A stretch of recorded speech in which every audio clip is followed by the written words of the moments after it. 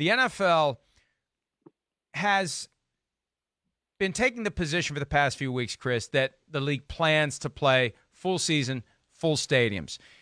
And there hadn't really been any acknowledgement of a contingency plan. Well, someone from the league leaked to the Washington Post yesterday, and it happens a lot. And the fingerprints are there when it's the league office leaking information that it wants out to the Washington Post. And the Washington Post is one of the preferred destinations for the news that the league office wants to have out there in the public mainstream. So the news that was leaked yesterday to the Washington Post is this: there are contingency plans in place. And we have wondered aloud, are there contingency plans? They're not saying there are contingency plans. Maybe they should have them.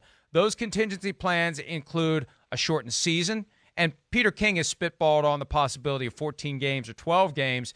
Also, the NFL planning for empty stadiums or partially filled stadiums. That checkerboard concept, Chris, that you and I talked about a couple of weeks ago, where you can have people in the stands, they just can't be on top of each other. And I don't know logistically how you get the people into the stands. Think of how long it's going to take to get in, how long it's going to take to get out. Do you have to wait to go to the bathroom until the person in the row behind you has gone? I mean, because even if you're seated at a safe distance, there's no way to ensure you're going to constantly be at a safe distance when you go get a hot dog or a pretzel or whatever. So there's a lot of questions. And that's the thing. Every answer we get here raises more questions. Yeah, Anytime of course. we get any type of guidance about what they're thinking, I can come up with 5 to 10 more questions like that they need to resolve as well. But at least they're identifying these contingencies and they're planning for them, and hopefully internally they're spotting the questions that arise from every potential plan, answering them. Then more questions come up, answer those, and you just keep doing it until you've answered all the possible questions. Yeah, I mean, I don't envision seeing fans in the stadium at all early in the year if we can make it happen. I don't. One, for some of the reasons you just talked about, I think people would be reluctant to go there and be around that many people in a public forum like that. I just don't see that happening. But the great thing is, okay, Mike, I mean, what's your feel of watching a football game without fans in the stadium? It's a sport that we know can financially still thrive without fans in the stadium. It's different than baseball and basketball. We're not dependent on 82 or 162 game seasons like they are. That's the big moneymaker for them, the actual, in-season ticket crowd sales. The NFL, that's not the case. The majority of the money is coming from TV and other avenues, to where, I think financially the NFL could still be good and the ratings would be through the roof if they could do it. But, Mike, I mean, I don't know if I've really heard you say this. What's your thoughts if you had to watch Vikings Bears with no fans in the stadium? Well, first of all, I'm not ready to sign on to your idea that it's no big deal to lose the box office receipts. Well, I'm just saying it's not as devastating as compared. Well, it's compared to the other sports. But you're talking about a lot of money. I haven't crunched the numbers, but I think we're talking about a lot of money that is lost. Well, of course. If you don't have fans in the stadiums, how do you make that back? You can't, unless you're going to play games on Saturdays too. If college football isn't played and you come up with new TV deals on the fly to fill in those Saturday windows. You're right. That's one way you can make some of it back, but it could wreak havoc on the salary cap for 2021 if we have a dramatic reduction in the amount of money they make from the fans who show up and watch the games or don't. And yeah, I was watching the other night the first Brett Favre game against the Packers when he played for the Vikings in 2009. And the crowd reactions after every big play, the blowing of the horn, you strip all that stuff out. It's just gone. Yeah. What would it be like? What would it sound like? You would hear a lot of ambient noises coming from the players that I think would be very fascinating. But, we talked about this yesterday, Chris, when Big Cat was on.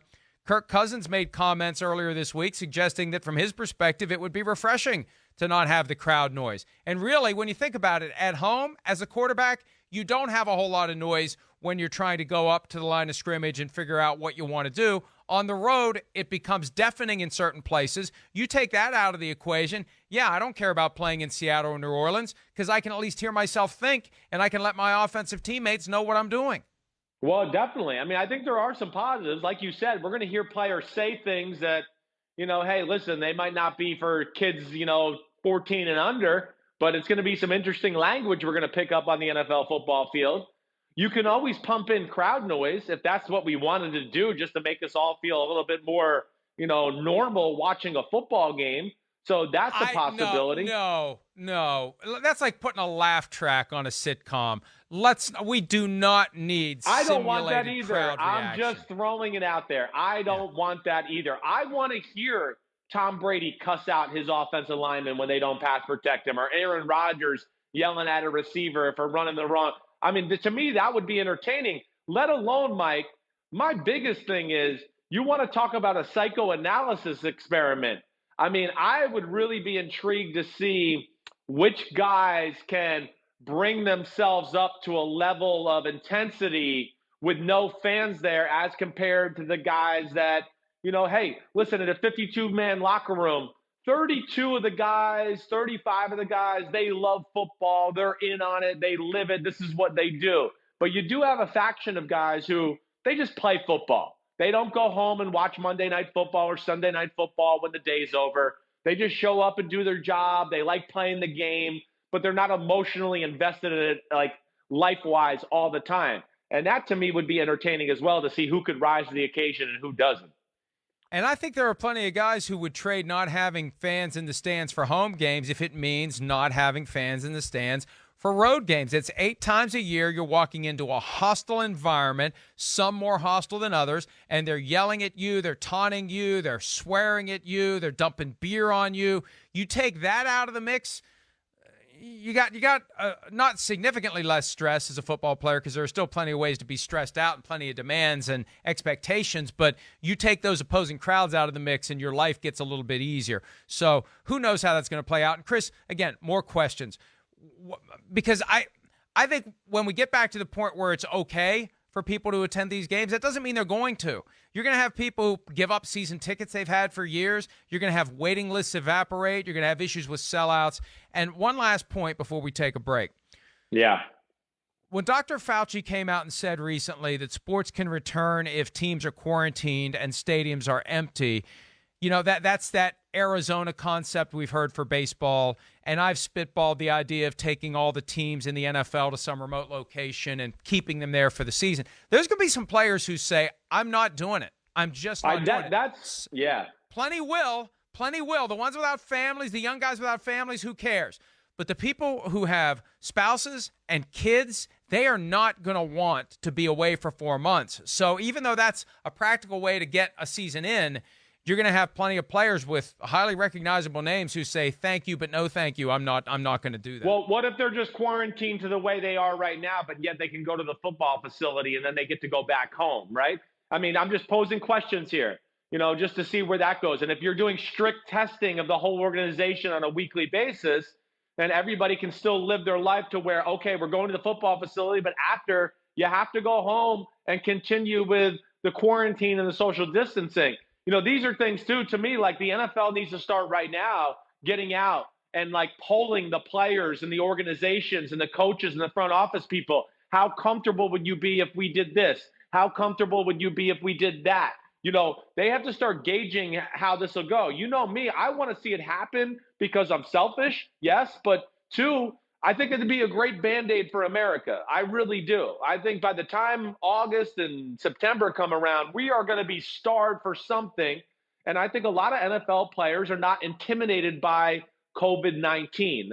Again, I'm just speaking for myself. When I was 26, 27, 28 years old, I would just be like, let's go play football. And I think a lot of guys would have that mindset, but I know that's not in totality, and we got to get a feel for that.